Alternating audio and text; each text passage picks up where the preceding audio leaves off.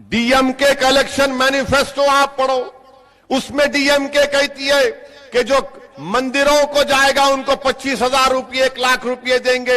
मैं mister Stalin से पूछता हूं कि आप अगर मंदिर को पैसे दे रहे हैं तो कोई दरगाह को भी जाना चाहता है, कोई मक्का को भी जाना चाहता है, कोई मदीने को भी जाना चाहता है, कोई मस्जिद अक्सा को जाना चाहता है, कोई नजफ और करबला को जाना चाहता है। उनके लिए कुछ नहीं है आपके पास।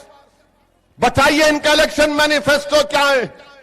200 करोड़ क्यों देते हैं आप मस्जिद को और चर्चेस को? हमको भी दोना 1,000 करोड़ रुपये। ये डबल स्टैंडर्ड आपका क्या है? ये तमिलनाडु पेरियार की सरजमीन, ये तमिलनाडु अन्ना की सरजमीन, और इस सरजमीन पर डीएमके का इलेक्शन मैनिफेस्टो इस तरह की बात करता है। और डीएमके के लोग कहते हैं कि हम हिंदुओं के खिलाफ नहीं है, हम ब्राह्मणों के खिलाफ नहीं है। अरे आप क्यों कहना पड़ रहा है आपको ये बात?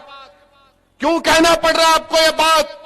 और लोग मुझसे सवाल करते हैं फिर ये बीजेपी का, अरे इनकी जबान तो देखो आप, इनका पैगाम तो देखो आप, ये क्या कह रहे हैं। मैं इसीलिए आपसे अपील कर रहा हूं कि आप अपना मुत्तहिदा वोट का सही तरीके से इस्तेमाल करिए।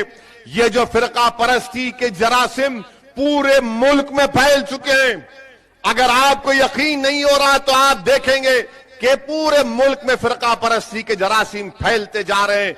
मैं आपको यही बताना चाहूंगा आखिर में कि ये एडबलएमके का इलेक्शन मैनिफेस्टो में ये बात लिखी गई है कि एडीएमके की सरकार ने एमजीआर के सेंटेनरी सेलिब्रेशंस में 1,000 लाइफ कॉन्विक्ट को छोड़ा, मगर 41 मुस्लिम कम्युनिटी के कॉन्विक्ट्स को नहीं छोड़ा। क्यों नहीं छोड़ा आपने? क्यों आपको नफरत है? अगर आप सबको छोड़ रहे हैं तो उनको भी छोड़ो आप। और फिर इस मैनिफेस्टो में वादा किया गया कि कंस्ट्रक्टिव स्टेप्स लिए जाएंगे मुसलमानों को, मुस्लिम्स को 5% रिजर्वेशन देने के लिए। ये चीज की हमकी जरूरत है। ये हमको जरूरत नहीं है कि मस्जिद को पैसे देंगे। अरे मस्जिद को दो मत दो, मस्जिद को आबाद करना मेरी जिम्मेदारी है, तुम्हारी जिम्मेदारी नहीं है। मस्जिद को आबाद करना मेरी जिम्मेदारी है, आपकी जिम्मेदारी नहीं है।